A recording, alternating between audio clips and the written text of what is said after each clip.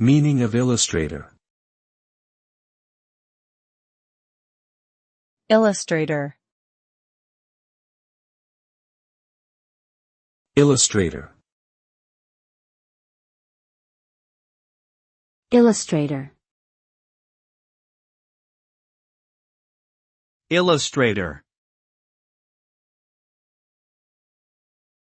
An illustrator is a professional artist who specializes in creating visual images for various mediums such as books, magazines, advertising, and digital media. The main objective of an illustrator is to convey a message or story through their artwork and captivate the audience's attention. Their work can range from traditional hand-drawn illustrations to digital graphics created with specialized software. Illustrators must possess strong artistic skills, a keen eye for detail, and the ability to effectively communicate with clients to understand and fulfill their expectations.